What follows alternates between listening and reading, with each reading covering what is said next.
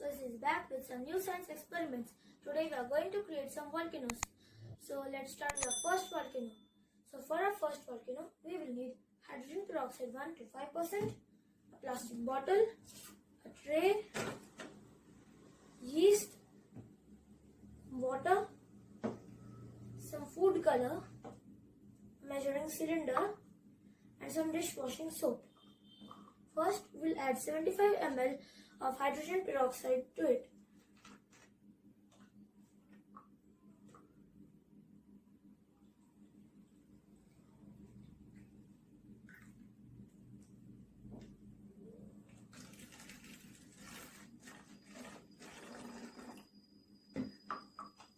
Now, we'll add 3 to 4 tablespoons of dishwashing soap.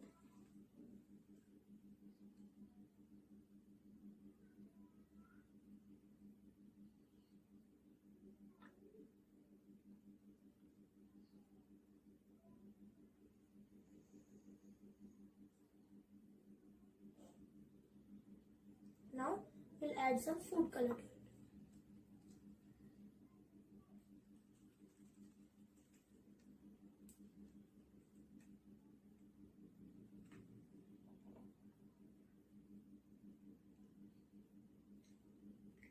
Then we'll mix it well.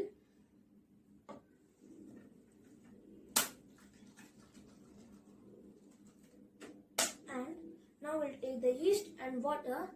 We'll mix them both and we'll warm them a little so that we can make activated yeast. Now I have made some activated yeast. If you warm it a bit longer, then the yeast may get damaged or it may also die and your experiment will not work. Our volcano has started flowing.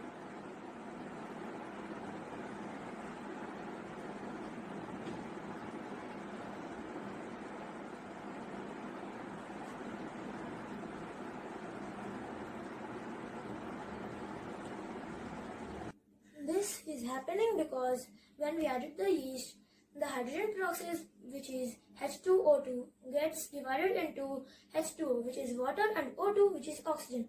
The oxygen rapidly moves out of the bottle and helps the foam also comes out with it. This is the secret behind our volcano. Now let's get started with our second volcano. So this volcano can be made from our kitchen items. So for this volcano, we will need a tray, a conical flask, vinegar, beaker or measuring cylinder, some food dye, and baking soda.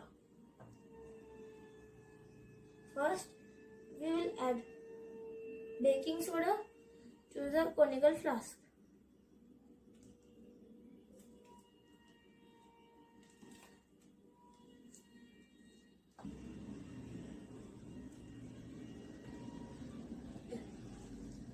Now, we'll add a food color.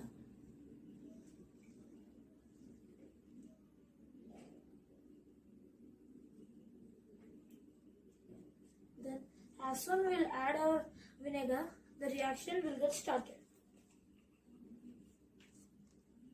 We'll add 100 ml of vinegar.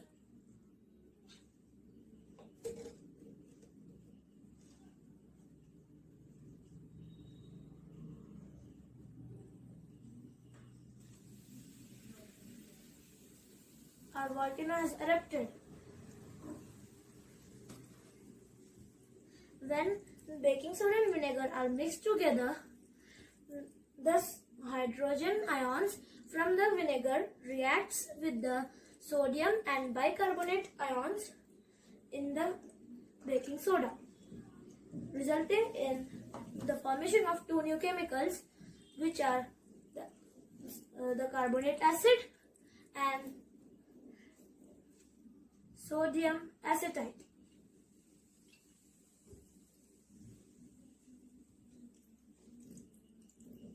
Thank you for watching this part. Make sure you like and subscribe this video if you like it, and subscribe my channel and hit the bell icon if you want to see more of them, and thank you.